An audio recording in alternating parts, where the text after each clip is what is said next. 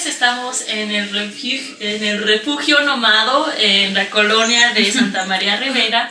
Estoy al lado con dos poetas muy especiales, que es un honor finalmente conocerlos y saber un poco más de su trabajo.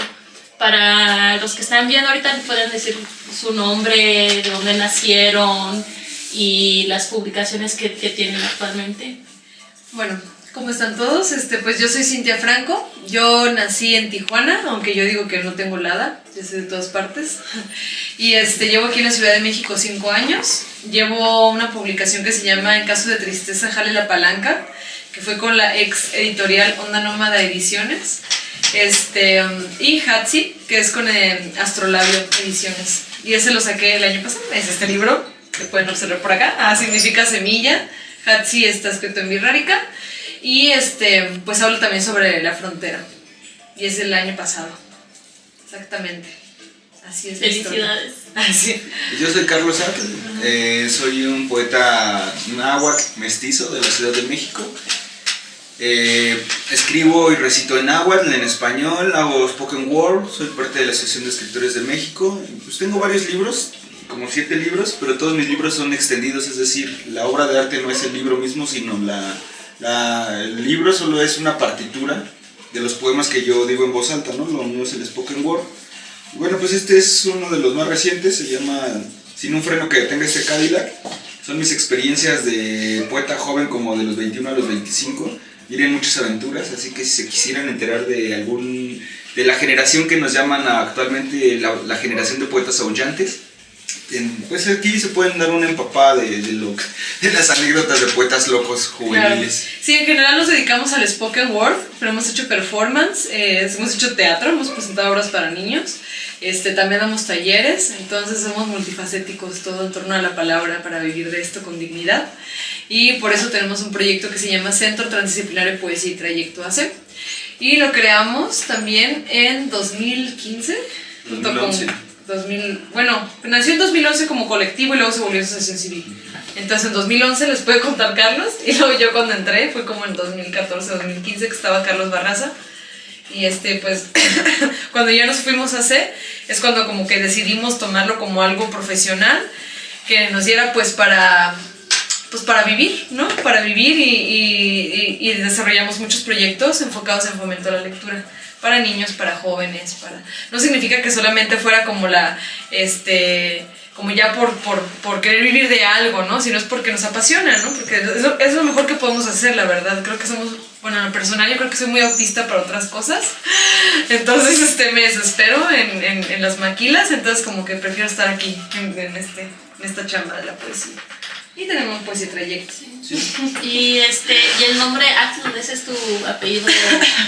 Es de mi nombre de artista. De artista. Pero también es una reivindicación de mi identidad, porque mi familia, durante todos los siglos que ha existido, es de la cultura náhuatl, pero se nos despojó. Bueno, yo ya no recibí esa herencia, fue un crimen de Estado, que no solamente mi familia, sino miles de familias de tantas culturas indígenas de este país han sufrido cuando migran por necesidad a otras ciudades. Sin embargo, yo cuando me cobré conciencia de eso, pues comencé a sanarme a mí y a mi familia, ¿cómo? Desde la poesía. Y por eso me llamo Atl. Sí. ¿Y hay alguna conexión con Dr. Atl? Sí, hay una conexión que se llama el pensamiento universal.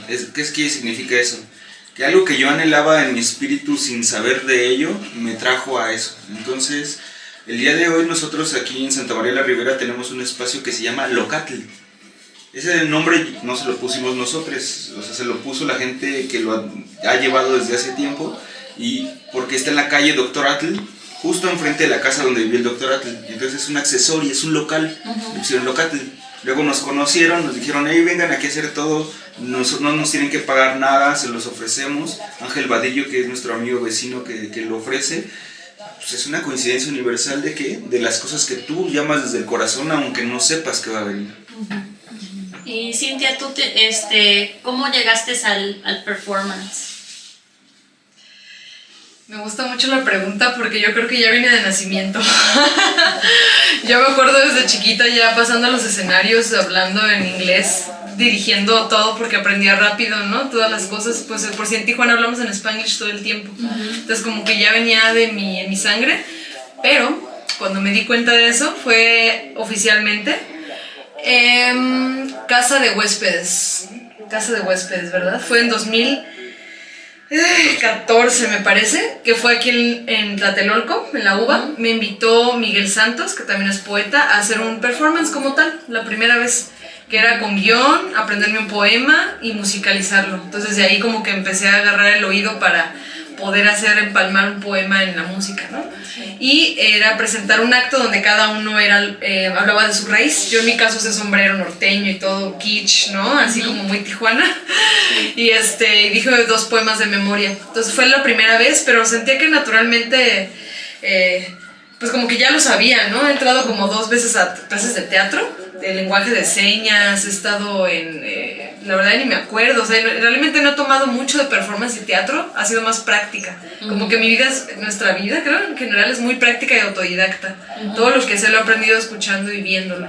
¿Y tus libros también son directamente de los poemas que haces en Spoken Word o también son así como más...? No, yo creo que yo sí empecé por la escritura. Cuando yo empecé como que tengo la habilidad escénica ya de nacimiento, pero no significa que por eso siempre me gusta improvisar o que yo haya empezado improvisando, ¿no? Como una artista escénica. Yo empecé para sanar también la poesía, pero yo la hacía a través de escritura porque no empecé como... Tuve mi etapa de inseguridad, de adolescente y todo ese rollo, ¿no? Entonces como que tampoco es que yo haya expandido mucho mi lado como... Que yo haya aprendido a sanar la poesía oralmente, sino como que más escrita. Así la empecé a sanar, escribiendo. Sí. Y entonces empecé como a decirla después. Resulta que tenían mucho potencial porque hablaban de pues de lo que yo era, ¿no? Como que siempre he trabajado a partir de la honestidad, de hablar de mi raíz. Entonces nunca he sido otra cosa que no... Nunca he dicho algo que no sea yo. Sí. Entonces... Eso es.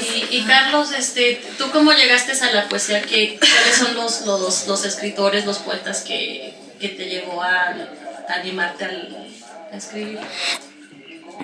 Bueno, o sea, yo comencé, yo ahorita tengo 29 años, comencé como a los 18 recitando arriba del metro y de los camiones, poemas para ganar dinero. O sea. Sí, pero, o sea, ¿leías poesía en la escuela o cuáles libros, o sea...? Es que no tiene que ver con la poesía, sino con los actos de vida poéticos, como por ejemplo que yo a los 4 años mi primer poema fue para Benito Juárez. Y entonces ese poema me lo iba aprendiendo todos los días de camino a la escuela con mi papá, entonces había una cosa afectiva. Luego, muchos años después, cuando mis padres ya estaban separados, en una ocasión que fui a visitar a mi papá, encontré un cajón de libros que era de mi mamá y resulta que a mi mamá le gustaba mucho leer poemas. Me traje libros, el Omnibus de Poesía Mexicana, y ahí me voló porque... Es como la historia de la poesía mexicana que estaba ahí aglutinada y pues me chuté todo eso, imagínate todo lo que supe, nada más por ir a visitar a mi papá. Y es como si ese tesoro me lo hubiera guardado mi mamá durante años. Y bueno, empecé a recitar esos poemas en los camiones, después empecé a improvisar poemas y luego ya decía mis poemas. En mi caso personal tuvo que ver con el slam de poesía en 2011. Cuando yo conocí el slam de poesía, o el Poetry Slam, empecé a ganar muchos slams. ¿Por qué? Porque yo llevaba años haciendo eso en los camiones. Entonces llego y a un público que ya está cautivo, era algo muy sencillo para mí. Y pues ya de ahí, sin embargo, ya cuando comencé como más dentro de todo esto, puedo decir que uno de mis maestros es Rubén Bonifaz Nuño. Es un poeta mexicano, tiene poco que falleció. Bueno, él es un sus poemas son muy del amor y muy dolorosos, muy melancólicos. Es un poeta tan arriesgado en las formas, sin embargo, en las formas de tratar los temas es algo que te conmueve.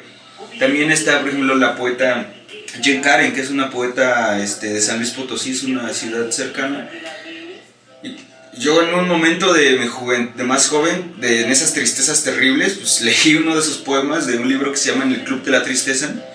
Y cada que puedo yo le hago homenaje y meto esos versos en mis poemas, porque dice: ser poeta sirve para quedar bien con los amigos.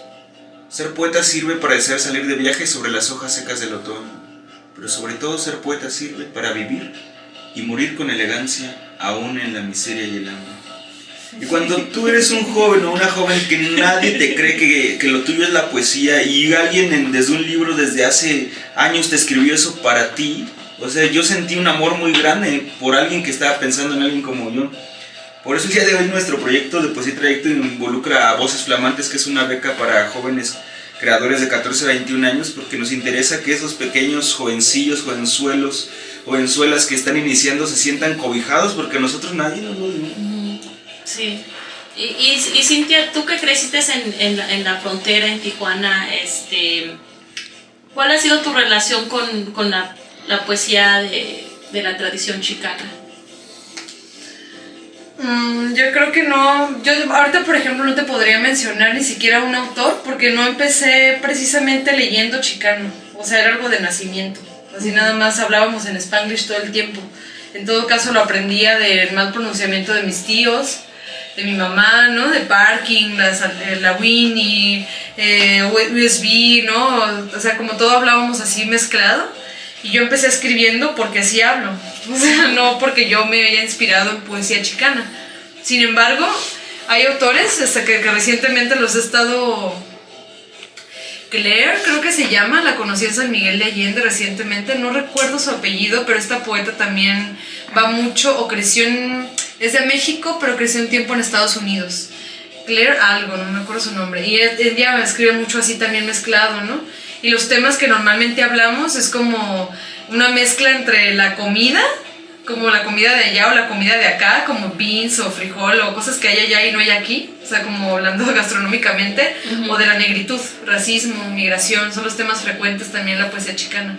Sí. Entonces, como que, pues, yo podría decir que, o sea, si la pregunta exacta es como si yo empecé a escribir como chicano por eso, no fue así, fue porque yo así hablo, ¿no? Sí. No, lo que me interesa mucho, o sea, como, bueno, me voy a meter en el... Pero, digamos, o sea, yo nací en México, en el Distrito Federal, en Tlalpan, Coyoacán, y me vine me fui a Estados Unidos, o sea, por medio de NAFTA y por necesidad de mis padres. Y ya estoy allá, ¿no? Pero, o sea, yo me siento muy mexicana y también tuve la experiencia de ser indocumentada. Pero mi tradición de como me hice poeta y lo que empecé a leer fue de la tradición chicana, de Sandra Cisneros, Lonali Cervantes, entre otros poetas, y también son los que me acobijaron y me mostraron eso, pero siempre ha habido como un choque entre los poetas o artistas de México y los mexicoamericanos, descendientes de mexicanos, que escogieron identificarse como chicanos para identificarse con sus raíces indígenas, Sí. en vez de ser como hispanos o latinos, Claro. que tienen como un centrismo europeo, ¿no? O sea, entonces la chicanidad es como chilango, o sea, es como Sí. algo de como somos pequeñas versiones de lo que supuestamente tenemos que ser, ¿no? Pero el nombre como que honra las raíces indígenas, ¿no? Entonces, Sí. eso me interesa mucho de cómo podemos, o sea, sanar esas raíces o sea, como entre los chicanos y los mexicanos, ¿no? Porque creo que eso es muy importante para descolonizar. El lenguaje, El ¿no? Yo lenguaje. diría, o sea, como que a mí me ha tocado también, pienso mucho en esto de, por ejemplo, un crecimiento mío desde el no lugar. Como que Tijuana siempre es el no lugar, porque está en el punto intermedio entre Estados Unidos y México, pero casi es Estados Unidos y casi es México. Como que es un nada, como siento que Tijuana es un punto ahí. O punto cero. Punto cero, ¿no? Entonces, de hecho, dice aquí empieza la patria, ¿no? Entonces, como que es un punto cero y ahí llegan, confluyen, pues gente de todas partes. Casi nadie hay de Tijuana que viva allá, ¿no? Tampoco, o sea, toda la gente migra a Estados Unidos normalmente. Dice, a lo mejor Tijuana es San Diego, entonces nunca es Tijuana. Como que Tijuana casi no es Tijuana, ¿sí me explico? Algo Sí. que lo identifique. Sí. Entonces, cuando tú vas para allá, es como, pues, ¿qué compran en Tijuana? Pues vino en los viñedos, ¿no? Porque es lo que más es allá. Ni siquiera la comida china es de aquí, es meramente tijuanense, es de los chinos, ¿no? O sea, entonces como que no hay algo que realmente lo identifique. Creo que también el lenguaje está deconstruido. O sea, como el Spanglish tendría que ser así, porque está en el punto cero, ¿no? Sí. En el no lugar. Entonces como que yo tengo esa identificación inidentificada, ¿no? Por así decirlo. Como que así me siento como un poco sin identidad, pero sé que soy de Tijuana, ¿no? Entonces por eso pienso que no es para todos tampoco la frontera. Mucha gente que va dice, no la entiendo. Casi nadie la entiende, es como un lugar raro, lleno de cerros, kitsch, todo mezclado, no hay nada que sea de ahí nativo. En todo caso hay mucho darks, como cosas, lugares muy oscuros, muy tumbado, mucha weed, mucha droga, mucha prostitución, entonces es como un lugar, un infierno, el infierno, ¿no? También le han llamado, ¿no? Como un lugar donde están todos los vicios y porque sí creció también, ¿no? De cabarets. Iban los gringos, iban a Estados Unidos, incluso gringo también es un no lugar, es como una deconstrucción peyorativa también de los americanos, ¿no? Entonces vaya, como que toda esa mezcolanza es la que yo traigo, ¿no? En mi poesía, o de ahí nace también decir en inglés y en español las cosas, ¿no? Y claro que estar aquí también cambia, ¿no? Cuando estoy aquí digo un poema en Spanglish, ha sido bonito porque es como reaprender, ¿no? Es como, si hay un pleito también entre, ya viene la gringa, ¿no? Ya está mezclando, ¿por qué no dices estacionamiento en lugar de parking, ¿no? ¿Por qué no dices, o sea, como que si hay un pleito por una resistencia como la al inglés. Pureza, ¿no? Sí, la pureza. La resistencia al inglés y la pureza del español. Sí. Entonces, pues ese papel jugamos nosotros que somos de Tijuana, ¿no? La ruptura. Sí, y Carlos, tú que estás retomando el náhuatl como lenguaje y estás descolonizándote a ti mismo, a tu familia y asimismo la poesía, ¿cómo ves, esa adherencia a la pureza de la lenguaje española, que es un lenguaje colonizador, igual que el inglés, y así como ¿cuál ha sido tu proceso y qué has descubierto en retomar el idioma? Bueno, yo me di cuenta de que yo soy un diamante que le nació a mi familia después de muchos dolores. Y entonces mi voz como poeta, que me lleva a escenarios como el Museo del Chopo de ese rato u otros, son mis ancestros y mis ancestras los que están hablando a través de mí, y yo me siento súper gozoso de que lo hagan. Y a través de mí, mi familia y mi generación va a tomar el lugar que siempre ha tenido. Y lo que quiero es que eso resplandezca para que todas las gentes de las lenguas indígenas que se puedan lo hagan, porque nos merecemos ser amados y amar. Y 500 años de sometimiento han sido también 500 años en que hemos sido sembradas dentro de la tierra. Ya no va a ser más eso. Sí, sí. Entonces, en Estados Unidos también, digamos, estas tradiciones, estos rituales, estas ceremonias que existen, que nos dieron nuestros antepasados, nuestros ancestros, para que podamos resistir el colonialismo. Y ahora que estamos como poscolonialismo y tenemos el internet y todo se está globalizando y nos estamos encontrando,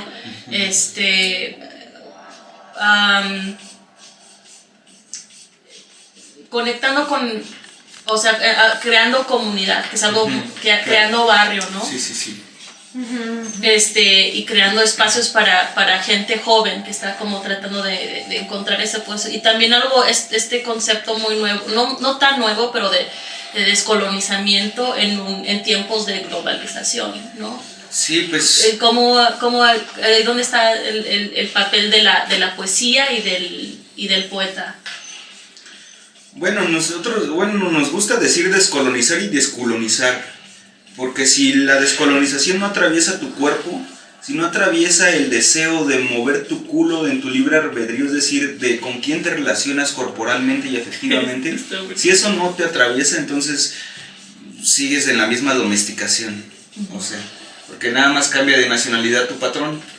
Entonces la onda es que tú gobiernes tu vida, que tú seas tu territorio, tú seas tu patria, tu matria, tú seas tu propia bandera, o sea, en nombre de ti hagas las cosas. Bueno, sí, yo lo que yo pienso. Sí. ¿Qué papel juega el poeta en la poesía? Porque, pero también como en la comunidad, creando comunidad, ¿no? Y en el proceso del descolonizamiento. Pues yo creo que más allá de todos los conceptos que también son muy capitalistas y muy actuales, como la descolonización o descolonización, todo eso, como que el papel del poeta es ancestral. O sea, era de raíz, es una semilla. Es una chamana que está cantando en la sierra que nadie escucha, ¿no? O sea, como es un canto que siempre estuvo ahí. Y ese es el papel que uno viene como cuando uno se dedica a ser poeta desde un sentido alquimista, ¿no? En el que no te vas como hacia la euforia y hacia abajo, ¿no? Que normalmente estamos tachados por eso. Bukowski lo ha levantado muy bien con su bandera, ¿no? El borracho, el drogadicto, no sé qué, no sé cuánto. Bueno, sí está todo eso de los vicios, pero como que la onda es que uno decide que hablen otras voces, esos ancestros, esa primer semilla, ese primer canto a través de uno para que pues la gente los escuche, ¿no? También se escucha a sí mismo, a su espíritu. O sea, va a sonar muy religioso, pero es que sí. No, así es, creo que ese es el papel al final de cuentas. Que sanen las demás familias o que escuche mi mamá. Ya habló de la maquila, ¿no? Pero no solamente la veo a ella trabajando en la maquila o no veo lo superficial, sino veo lo que le está provocando, veo el fondo, el interior de esa situación. Entonces como que es uno el que habla a través de su espíritu, no sé cómo explicarte, ¿no? Es como un papel muy alquimista el del poeta. Sí. Revivir otras voces así ancestrales, no sé. Bueno, entonces con eso nos pueden recitar un poema. Sí.